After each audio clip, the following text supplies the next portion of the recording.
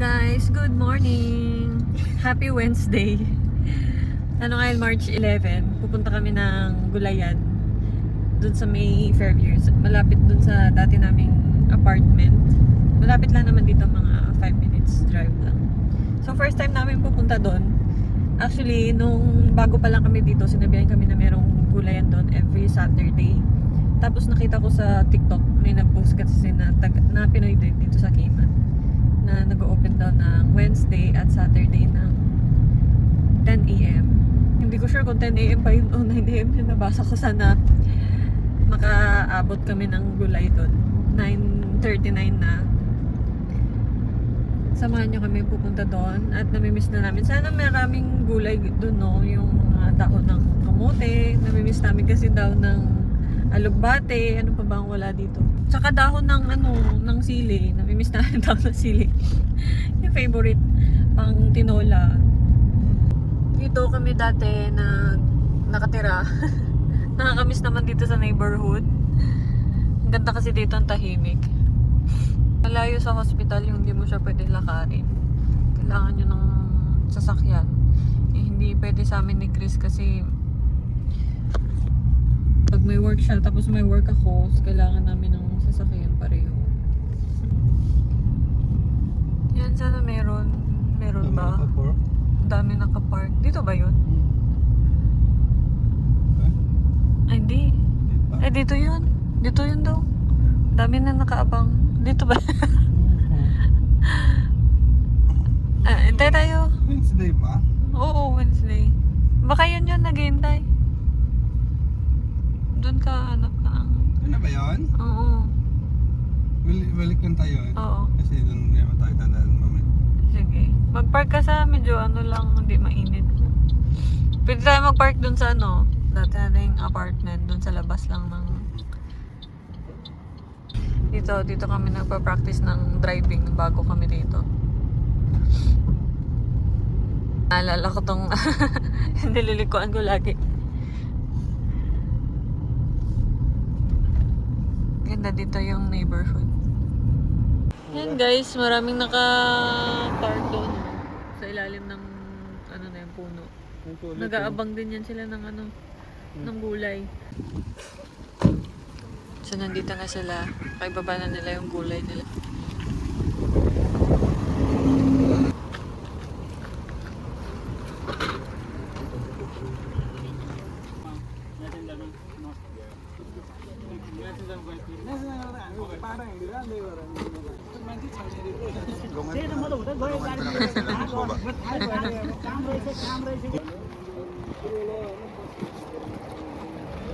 Hawakan mo, makigulo ako sa kanila.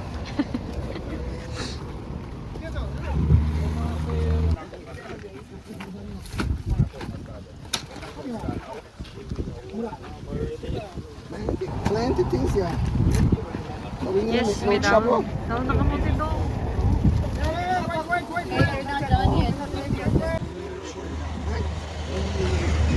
Okra.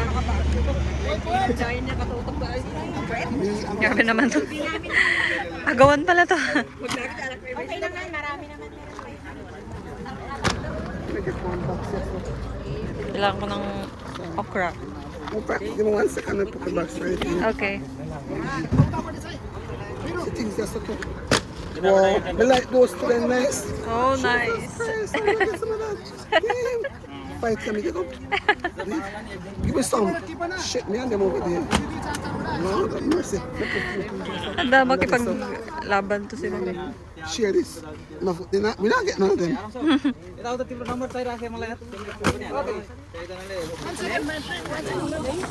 Come on.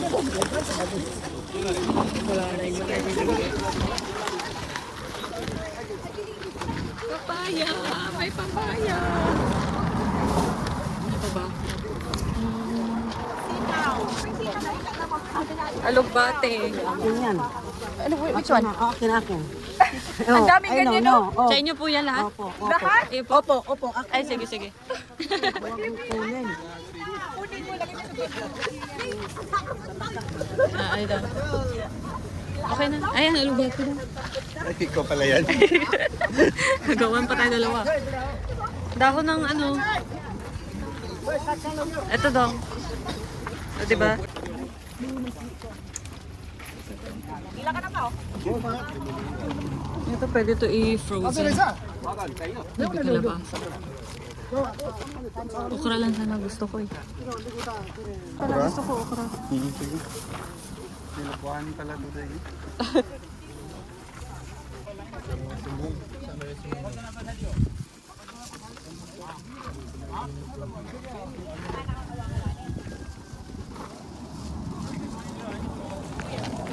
Okay. Magka-uric acid na tayo kaka-okra. Pila na tayo.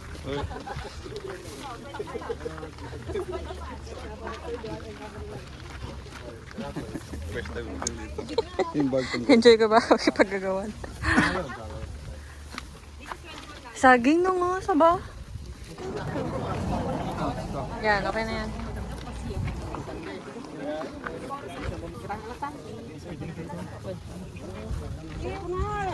Hindi ko makilala si sir kasi Sa WhatsApp lang kayo nag-usap eh. WhatsApp lang tayo nag-usap sir. Ano binili niyo sir?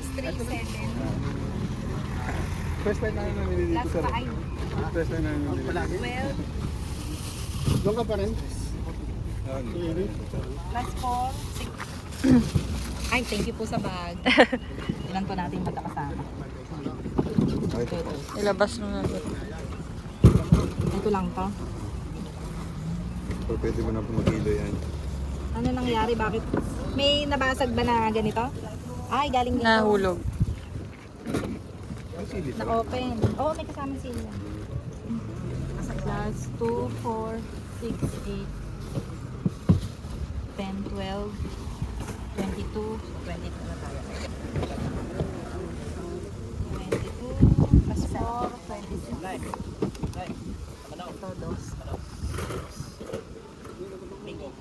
Plus 12, 26.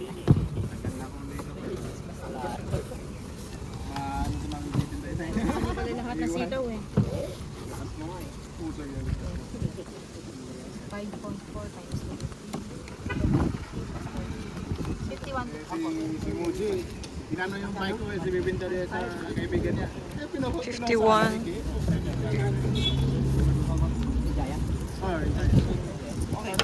Okay na. Okay na ba? Thank you.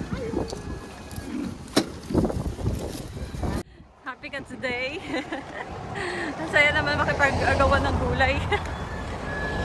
Bilis maubos. Dapat pala maaga ka para makukuha ka ng matinong gulay. So, pauwi na kami. Masarap ang ulam namin today. May gulay kami.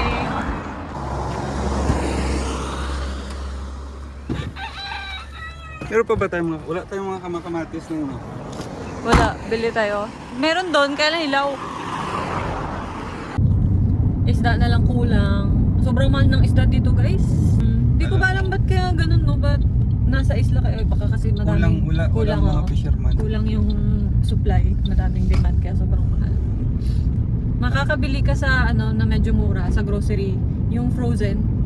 Iba na kasi lasa pag frozen eh. Bili tayo ano? Anong? Kamatis.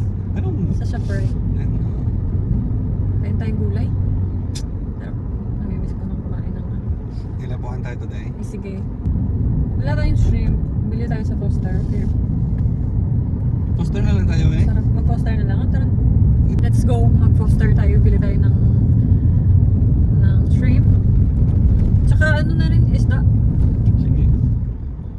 Yung isda na binili natin na naka-sale pa yun eh. 7.50 per pound lang. Yung hiwa-hiwa na. Anong isda ba yun? Yung Tuna ata yun eh. tuna ba yun? Yun. Naka-sale pa yun eh. So napabili kami. So hopefully ngayon may sale ulit.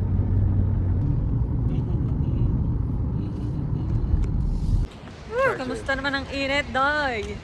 Dito na kami sa Foster's. Bili kami ng shrimp. Ano pa, isda, at saka Kamatis, Kamatis. sibuyas. 2.29. Sino to? More. Mga gawa. Pang itlog. Okay. Ito na guys. Hello! Good morning. Shrimp, please. 2 pounds.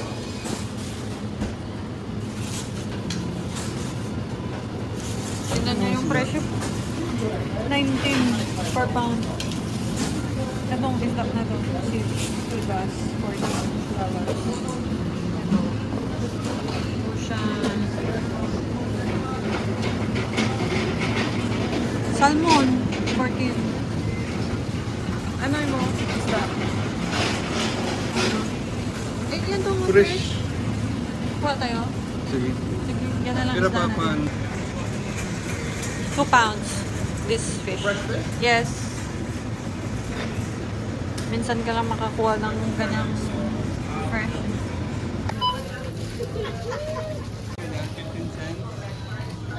Chicken! Let's go! At excited na kami magluto ng fresh. Pakainit. Ang init. Excited na ako kumain ng gulay. Ay, na-imagine ko pa lang yung sabaw. Ano tayo today? Anong nilapahan ba? Isda na lang. Isda, please. Habang fresh pa siya. To off pala ako for 3 days. Ito yung first day ng off ko. Pero hopefully sana may OT kami kasi busy yung hospital. Nag-expect ako na sana matawag ako kahit isang beses man lang makapag-OT. Pero today, pag hindi naman ako matawag, mamayang hapon, ako maglinis na lang ako ng sasakyan. Eh, bumili ako ng vacuum. Nag-enjoy naman ako maglinis dito sa loob. Tapos pag nasa labas, doon kasi sa apartment namin bawal hindi ko rin alam kung bawal. Kasi walang naglilinis na sasakyan doon eh. Siguro hindi pwede. Kasi kasama sa bill namin yung water. Siyempre, kung lagi ka nagwawash ng car mo, di ba? Lugi din naman sila.